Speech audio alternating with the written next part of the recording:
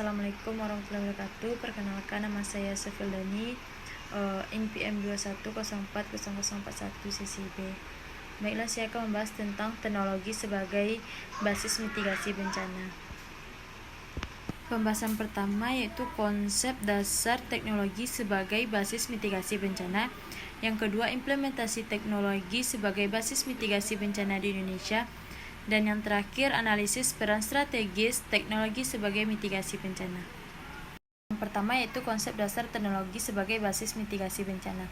Pendeteksian dini, penggunaan teknologi untuk mendeteksi bencana potensial atau gejala awal secara lebih cepat dan akurat, seperti sistem peringatan dini yang untuk gempa bumi, tsunami, atau cuaca ekstrim.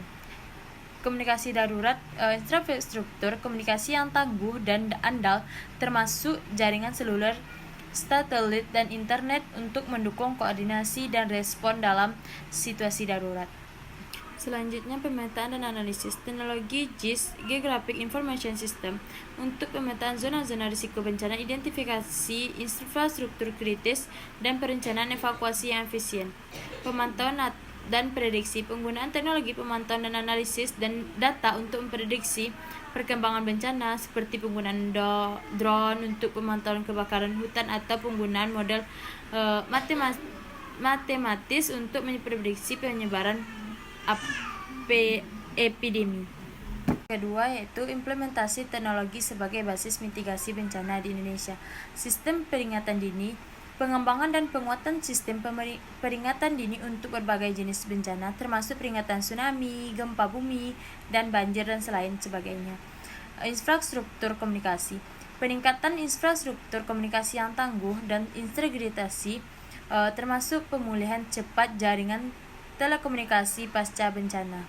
Pemetaan dan analisis spesial, penggunaan teknologi GIS untuk pemetaan zona-zona risiko bencana dan perencanaan tata ruang yang berbasis risiko.